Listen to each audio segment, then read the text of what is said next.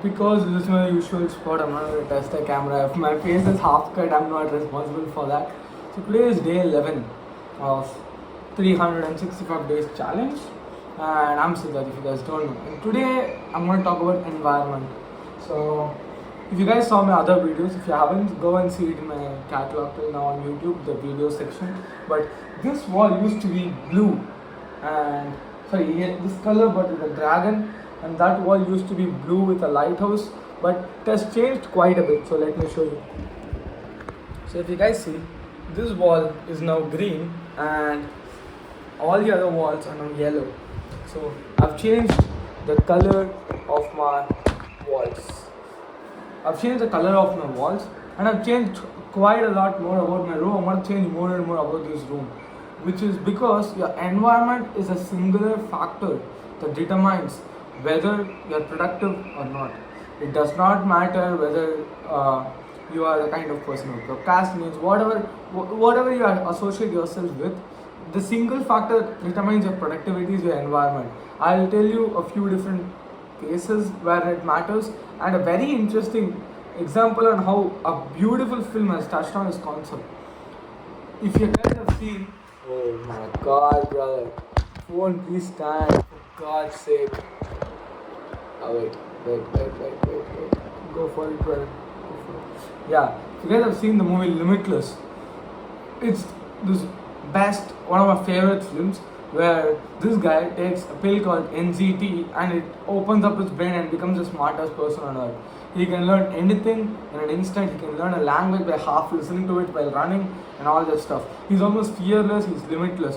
You know what's the first thing he does after taking that pill? He turns from a loser to a winner, and they show it by doing one thing. He cleans up his entire home and the mess he has created. That's such a beautiful concept, because after taking the pill that makes you the smartest human alive, the first thing you do is basically clean your room. It's because the environment determines so much about how you think, how you act, how you respond to things, how productive you are, and all that stuff. So I'll give you a little bit of more touch-ups on why this matters in terms of procrastination and all that. People procrastinate when they have the option to procrastinate. Where, for example, you know you're going to use your phone and you're going to doom scroll. If you have your phone nearby, that is a form of procrastination. If you have a lot of things on your table, from Funko Pops and all that crap, your eyes are always going to be diverting to other things and you're never going to focus on one thing. But imagine a table that is like a solid wall behind you with just paint, an empty table and your laptop, and there's nothing that's going to distract you. No, you don't need posters saying you to be motivated, none of the crap, just an empty table with a laptop, and you only work on your laptop. There's no chance you procrastinate. It becomes so difficult for you to procrastinate, you would rather feel work to be easy. And the entire problem for a lot of people is them starting that work. Once they start that work, it's really easy for them to be in that flow state. So this is pretty much your environment, why your environment matters. And I would like to thank my friend Ananya for this, because I was about to paint this entire room grey and white, which would have been a horrible option. Thanks to her, I did this. But continuing on the conversation, your environment matters. This also matters in terms of the city you grew up in, the culture you grew up in, and all that factors. The people you are always hanging out with are all part of your environment. They're dynamic variables in your environment. For example, if you're born in Chennai, like I do, or you're very slow paced in terms of work, because the city itself is like kind of slow. You hustle, but you take life one step at a time. You're not in Mumbai or Bangalore where it's like extremely fast paced, everybody's gonna get ahead of you and all that crap. And in Chennai, even if you have wealth, you don't show your wealth. So if you're born in Chennai, that's pretty much a character of you.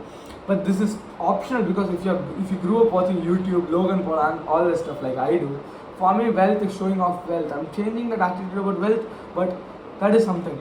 So all these, even as I mentioned, all these things that have been around you, that you have been consuming subconsciously and you have been living around with, all these things are part of your environment and they actually control how you think. So if you have the chance to control your environment, control it. Keep it under your knobs. And very easy, another thing to do is that people say when you don't want to run, have your shoes in front of your face and you'll just start running. So that is another way. Because you have your shoes just in front of you, it's in your arm's reach. What do you do after wearing your shoes? You just go for a run. So keep your life as lean and simple as possible. Keep your environment in a way that it supports whatever activity you want to do. So this is pretty much it. Which I want to talk about environment. I hope this video was interesting. I hope this video was helpful. I'm trying to make my video better by thinking of the video before itself, not directly speaking random facts on the camera, but rather think about it and talk about it. So this was a partial effort towards that. So if you guys like this video, let me know. See you guys in the next video, which is 12th day of the 365 challenge. Bye bye. And this is mosquito.